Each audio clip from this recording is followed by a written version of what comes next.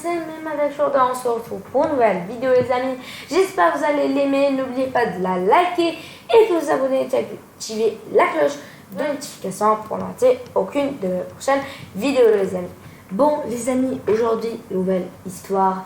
Ça fait longtemps que j'ai pas fait de vidéo, pas juste que ça fait longtemps que j'ai pas fait d'histoire. Ça fait longtemps que j'ai pas fait de vidéo. Cette vidéo sortira le 22 8 2020. Bon les amis, j'espère que vous allez l'aimer. Abonnez-vous, likez et partagez comme d'habitude. Les amis, aujourd'hui on va regarder une histoire. Ma mère et une personne de petite taille, mon histoire animée. Bon, il y aura un petit bonus à la fin et c'est parti. Salut les amis, je m'appelle Anna et je vais vous raconter ce que c'est d'avoir une mère qui est une personne de petite taille. Autrefois, on les appelait des nabos, des nains, mais de nos jours, ce sont juste des personnes de petite taille. Parce que c'est juste ce qu'ils sont en fait, des personnes simplement petites. Ma mère a ce qu'on appelle une achondroplasie. Concrètement, elle n'a pas grandi comme tout le monde, à cause de son ADN. Son corps est normal, mais ses bras et ses jambes sont plus courts. Et la première chose que tout le monde demande, c'est si je suis sa fille biologique. Ben, évidemment. Ma mère m'a eue de la même manière que les autres mères. La deuxième chose qu'on demande, c'est pourquoi je ne suis pas de petite taille moi aussi. Parce que ce n'est pas automatique. Mon père est de taille normale, et les parents de ma mère aussi. Et donc, pareil pour moi. Ça arrive parfois. Voilà pour la partie scientifique. On continue. Quand j'étais petite, je pensais que ma mère était une grande poupée. Je lui amenais toutes mes peluches et la faisais s'asseoir à côté d'eux, comme s'ils prenaient le thé ensemble. Apparemment, mes parents trouvaient ça très marrant, car il y a des milliers de photos de moi, faisant boire à ma mère du thé imaginaire. On avait presque le même vélo, enfin le sien était rouge, le mien était jaune. On allait en faire ensemble, et les personnes âgées disaient « Doucement les enfants !» Et ça nous faisait tellement rire qu'on en tombait de nos vélos. Quand j'ai atteint sa taille, on portait les mêmes vêtements. Mes amis étaient vraiment jaloux, parce qu'ils devraient attendre environ 500 ans avant de pouvoir porter les mêmes que leur mère. Ils ont trouvé ça super cool quand je suis arrivée en talons en CM1. Bingo! Ma mère fait faire presque tous ses vêtements sur mesure, les chaussures et le reste. Parce que si elle achetait dans le rayon enfant, elle serait toujours habillée avec des t-shirts pailletés et des habits de princesse. Et ça ne le ferait pas, parce qu'elle est avocate. Donc, le juge se dirait il faut que vous portiez des vêtements d'adulte. C'est la meilleure, ça, si vous défendez que cet homme. Et Elle a un tas de mini-costumes. Elle a aussi des avocat en robe, car un jour, mon père genre lui a de offert un princesse. collier pour son anniversaire Ça se fait pas. et il lui est arrivé au genou. Ah, et aussi, pour le fait d'être avocate, quand ma mère était petite, Ça fait trop elle rire, voulait genre devenir le pilote bracelet d'avion. qui... Mais elle comprit que pour la sécurité Tout en de bas. chacun, ce serait une mauvaise idée de piloter un avion sans pouvoir regarder par la fenêtre. Alors au lieu de dire « Vous devez faire des avions adaptés aux personnes de petite taille », ce qui aurait voulu dire qu'elle aurait uniquement fait voyager des personnes de petite taille car l'avion aurait été bien trop petit pour des personnes de taille normale. Donc elle s'est dit « Ça ne va pas le faire ». Mais elle voulait tout de même faire quelque chose de sa vie. Donc elle s'est dit que même si son corps était petit, elle avait un gros cerveau. Elle pensait devenir médecin, mais elle s'est dit « Du sang, beurre dégueulasse ». Donc c'était mort. Elle a ensuite pensé devenir banquière, mais les clients devraient se pencher en avant sur le comptoir pour la voir. Et l'argent aurait pu tomber sur sa tête. Donc c'était mort aussi. Puis elle songea à quel point elle aime avoir raison tout le temps. Donc elle s'est dit « Voilà, je serai avocate ». La plupart des gens lui disaient « Tu ne peux pas être avocate ». Mais ses parents lui disaient « Oui, vas-y fonce, sois avocate ». Elle a donc fait une école de droit, a bien travaillé et a eu de bonnes notes. A rencontré mon père, m'a eu, a gagné 32 cas d'affilée, a été élue avocate de l'année et maintenant elle est juge. En fait, elle n'est pas juste juge, c'est la meilleure juge de l'univers. Les gens se moquent encore d'elle parfois. Ils rigolent, la pointent du doigt et lui disent de retourner au pôle Nord, comme si c'était un genre de lutin, et ils me taquinent à propos du fait de devoir attraper des choses hautes pour elle. Mais ma mère ne leur en veut jamais. Elle dit qu'ils sont ignorants, et que des fois la différence peut faire peur, même pour des adultes. C'est donc pour ça qu'elle fait la tournée des écoles de temps à autre pour éduquer les enfants sur les personnes de petite taille et sur le fait que la différence n'empêche pas la similarité. Elle est aussi devenue un modèle pour d'autres personnes de petite taille, qui sont gênées et honteuses de leur corps. Elle leur dit que rien ne leur est impossible, sauf peut-être devenir top modèle ou basketteur professionnel. J'aime tellement ma mère et je suis super fière d'elle. Mettez un like si vous êtes fier de quelqu'un qui a su surmonter une épreuve et partagez un commentaire sur l'un de vos héros qui a accompli quelque chose que personne ne pensait possible. Bon, Parce qu'à bien y amis, réfléchir, on je est pense tous extraordinaires. que cette vidéo, c'est bon, c'est terminé. Et on va aller dans la bonus. Bon, les amis, on va faire cette histoire et on va arrêter là. On va s'arrêter là. C'est parti pour l'histoire. Salut tout le monde, je m'appelle Julien. Je dois aller à l'école tous les jours avec 2 gardes du corps. Ça a l'air plutôt cool dit comme ça. Mais quand vous apprendrez ce qui m'est arrivé, vous allez voir que vous allez très vite changer d'avis. Mon père est chauffeur de camion. Pendant des années, il a conduit dans tout le pays. On ne le voyait que 4 ou 5 jours par mois tout au plus. Même si on passait à peine de temps ensemble, on avait ce lien fort. Les jours où il était à la maison, on jouait à des jeux de société. Il nous laissait toujours gagner ma sœur ou moi. Ces jours-là me manquent beaucoup. On était une famille très heureuse.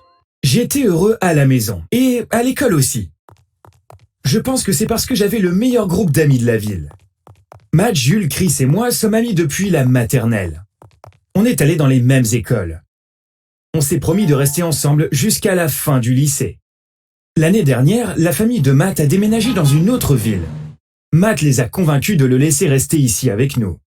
Il vit avec sa tante actuellement. Les choses allaient vraiment bien. Et puis, quelque chose d'apparemment bien est arrivé qui a changé nos vies. Mon père joue au loto depuis des années. De temps en temps, il gagnait des petits prix.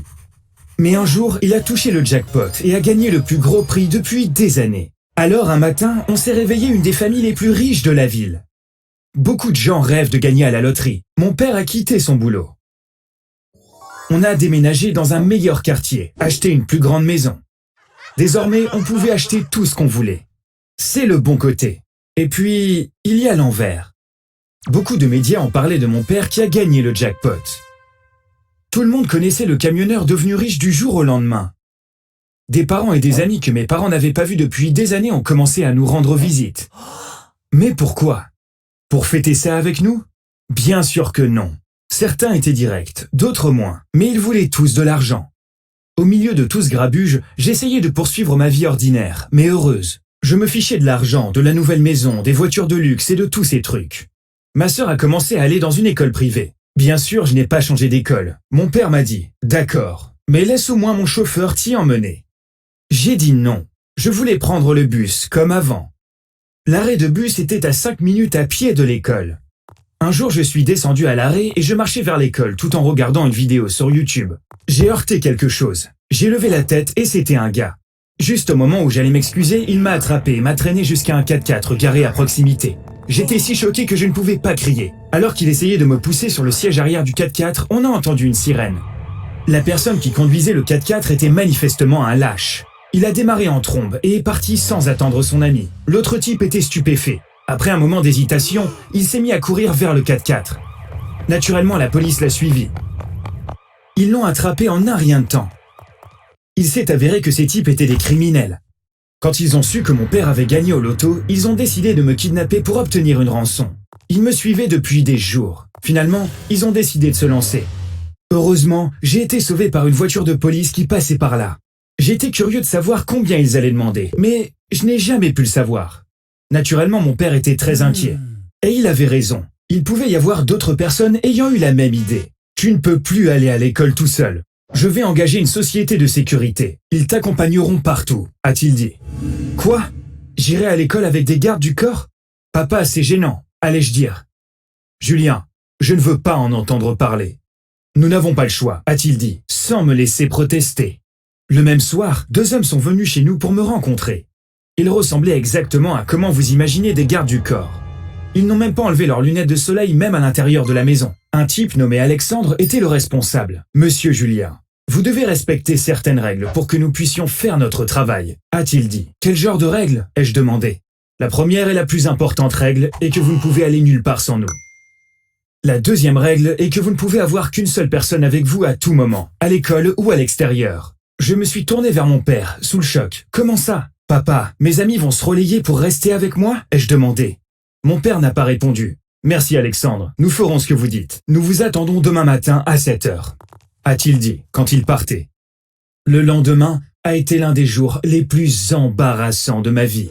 Mon père a appelé l'administration de l'école et leur a parlé de l'enlèvement dans l'école. Toute la journée, les 2 gardes m'ont suivi partout où j'allais. Et bien sûr, tout le monde nous regardait. Le pire, c'est quand ils attendaient à la porte pendant que j'étais aux toilettes. La veille, j'ai appelé mes amis et je leur ai parlé des gardes du corps. Je leur ai dit qu'une seule personne serait autorisée à s'approcher de moi. Notre première rencontre le lendemain matin a été très perturbante. Quand j'ai vu mes amis, j'ai oublié les gardes du corps et j'ai voulu aller les voir. Mais Alexandre s'est mis entre nous et m'a arrêté. Après ça, Chris est venu vers moi en courant, seul. Jules m'a attendu nous regarder de loin. On n'était pas habitués à ça, mais on ne pouvait rien y faire. On a dû jouer le jeu pendant un certain temps. Près d'1 mois s'est écoulé.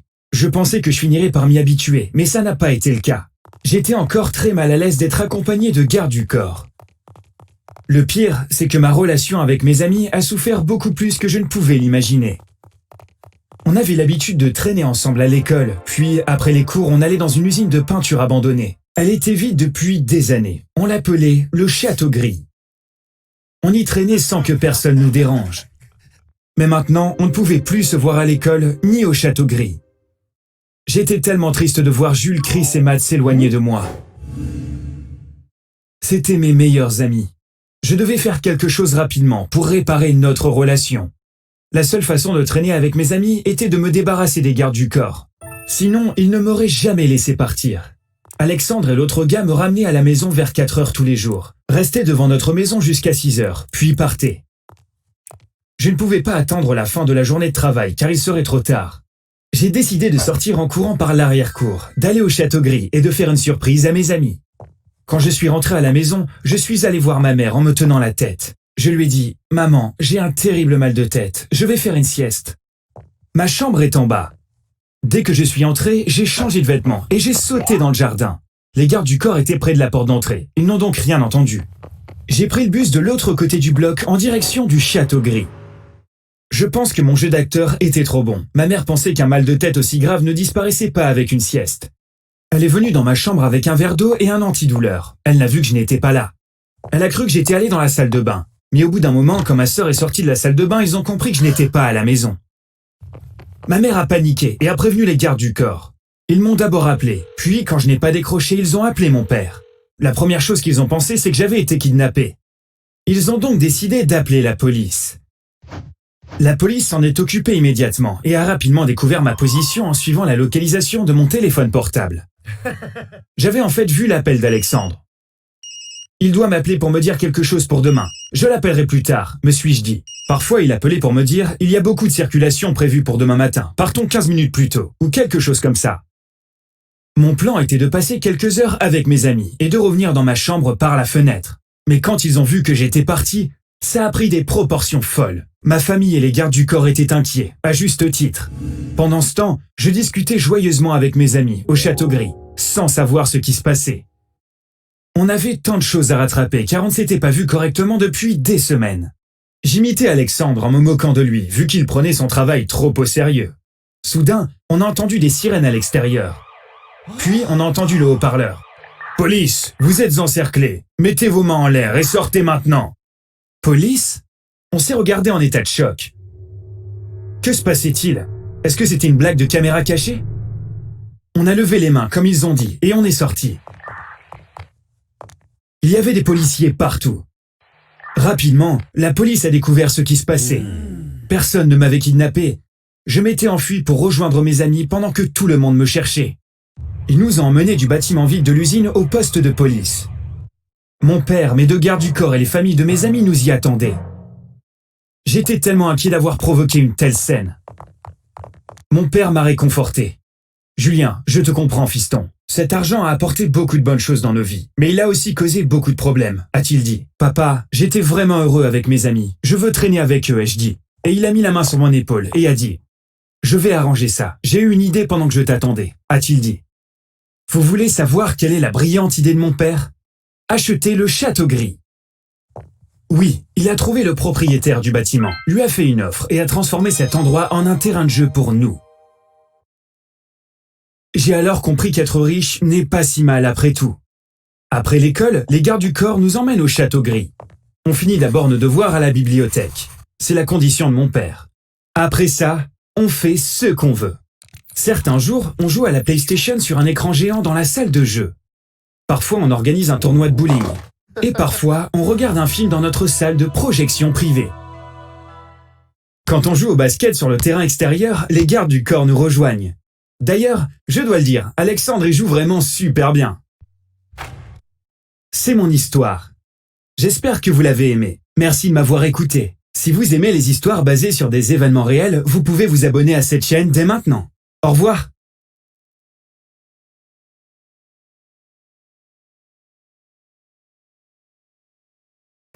Bon, les amis, je pense qu'on va s'arrêter là pour cette vidéo parce que ça fait 16 minutes que je tourne.